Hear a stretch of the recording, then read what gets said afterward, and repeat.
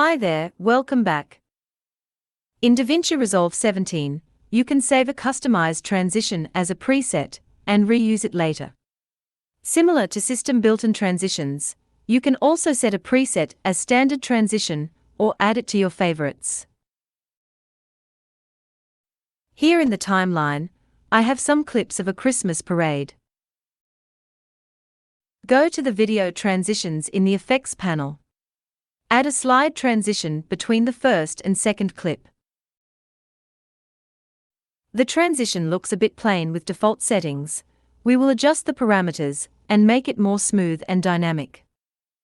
Move the playhead to the middle of transition and double-click to open it in the inspector. Increase the border value to around 20 so we have a border line between the two clips. Change the color to orange. In the ease drop-down list, we can choose different ease modes to smooth the transition, change to in and out, and play the transition. Now it looks really good. We can also give a little bit of motion blur for a more realistic transition. For this demo, we will go further and work on the transition curve control to create a more dynamic, elastic, and bouncing transition with customized curves. The default duration of the transition is 30 frames. Move the playhead back to the beginning of the transition and press the right arrow key 10 times, so the playhead is at 10 frames into the transition, which is a third of transition time.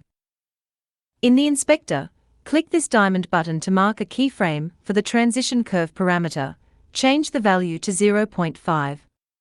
The ease parameter is now changed to custom. Move the playhead forward another 10 frames using the right arrow key, and add another keyframe. Change the transition curve value to 0.4. We can see that the incoming clip is now moving backwards in the viewer. Play the transition. It's pretty nice with this elastic effect, but still it is not very smooth. Go to the timeline, click the Curve Editor button to open the Transition Curve Editor. If you don't see the Curve Editor icon, you can double-click the transition to show the Keyframe Editor, where you can find the icon at the top right corner. The Transition Curve Editor works similar to the Clip Keyframe Editor. You can use the curve to retime the transition. The curve value 0 means the start of the animation, and 1 is the end of the animation. With eased or Bezier keyframes, you can create transitions in any variation as needed. As we just added 2 keyframes to the transition curve, now there are a total 4 control points in the curve editor. You can click and drag any point left or right to adjust its timing, and up or down to change the value. As you drag the point around, the transition in the viewer also changes. If you hold the Shift key while dragging, the change is constrained in the direction when you start the move. Instead of adding keyframes in the inspector panel, you can also alt-click the curve line to add a new control point in the curve editor. By default, keyframes are added as linear. You can see that the lines connecting the points are straight. In the curve editor, we can change the interpolation between linear and Bezier with these 4 Bezier interpolation buttons in the title bar. With Bezier handles added to the control point, you can adjust the curve in any way as you like. Holding the control key while dragging the handle will break the link of left and right handles, and apply the change to the current side only. For simplification of the demo, we can press Ctrl-A to select all control points. Click the Ease In and Out button to convert all keyframes to Bezier points. I think now the transition looks good with a smooth elastic effect. Right-click the transition and choose Create Transition Preset. Enter a name, Essential Slide Preset. Click OK to confirm. Go to the video transitions in the effects panel. We see that this transition preset is saved to the user section. We can now drag it to the timeline and apply it to the second and third clip. Right away, we have this nice elastic slide transition applied.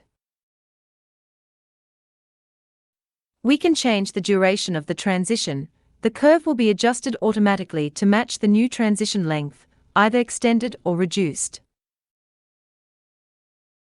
In the inspector, we can also change other parameters. For example, change the slide direction.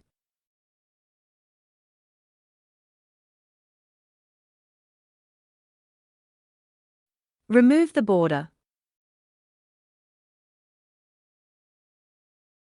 Or adding motion blur for a more realistic transition. Since the customized curve is saved with the preset, it also works for other transition types. For example, change the type to push. Edge wipe. Barn door. Or iris, etc. With the transition curve editor, it's also easy to create a fall and bounce transition. As you see here, I've added 3 keyframes to simulate 3 bounces, and adjusted the curve with the Bezier handles, so that each fall starts slowly with a flat curve, and gets faster at the end with a steep curve. When it bounces back up, it starts quickly with a steep curve and ends slowly with a flat curve. Make sure the falling distance and time are getting shorter for each bounce. And we now have a cool bouncing transition. We can save it to a preset, and use it whenever needed in the future. Alright, that's all for today. Thanks for watching, and see you next time.